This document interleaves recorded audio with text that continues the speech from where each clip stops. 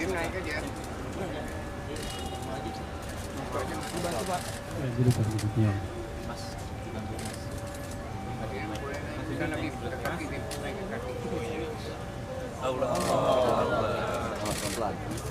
اللهم إنا نسألك الهدى والتقى والعفاف والغنى اللهم إنا نعوذ بك من جهل البلاء ودرك الشقاء سوء القضاء ولنا في مقامنا هذا ذنبا إلا semua karena Bunda selalu berusaha untuk mencampuri urusan kita walaupun sedikit.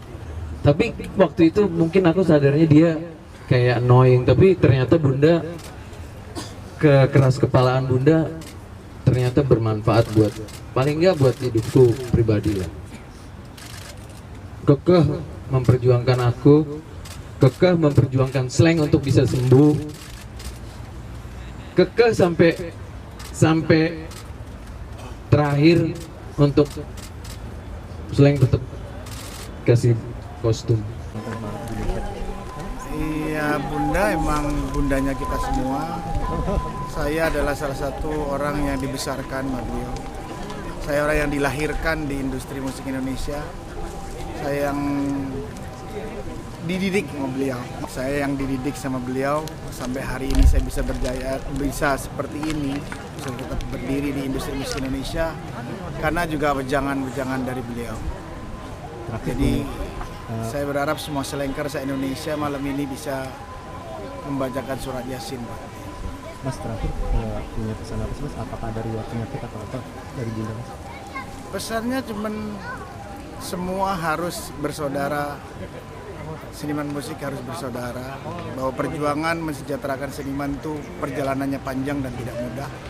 Tapi beliau adalah bagian dari orang yang memikirkan itu sampai memanage slang atau memanage potlot sampai melahirkan banyak orang-orang hebat di industri. Itu adalah olah berpikir Bunda Yvette. Ini yang menggembirakan.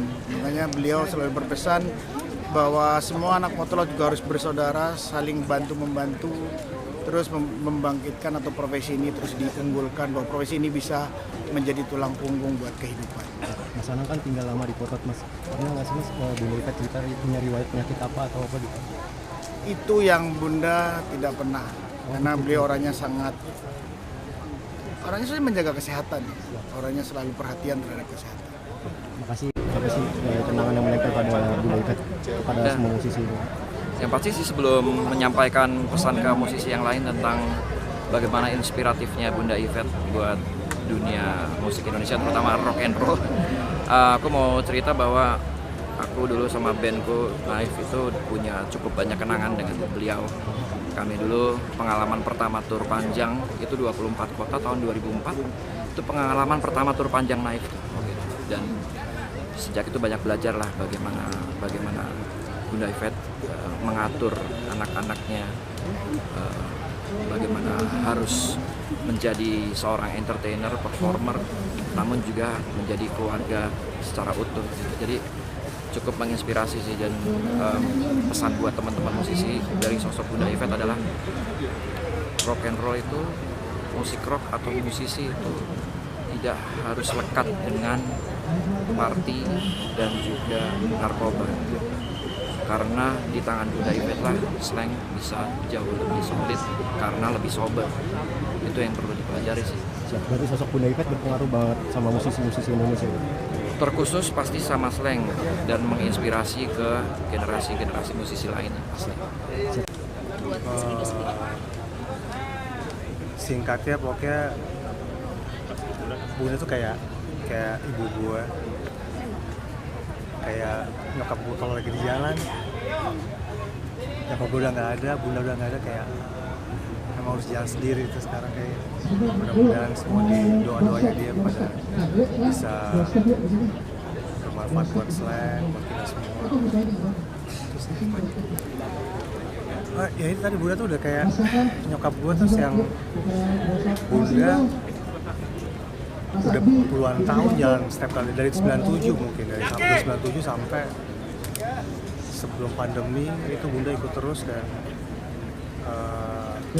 di jalan tuh kayak kalau buat gue pribadi gue ngerasa kayak nyaman aja ada orang tua yang ngikutin bikin kita tetap di on the track. Nakal-nakalnya kita juga dia tahu dan bisa kekontrol dan buat gue Bunda kayak apa ya dia tuh yang suka ngasih nasihat-nasihat ke gue terutama terus apa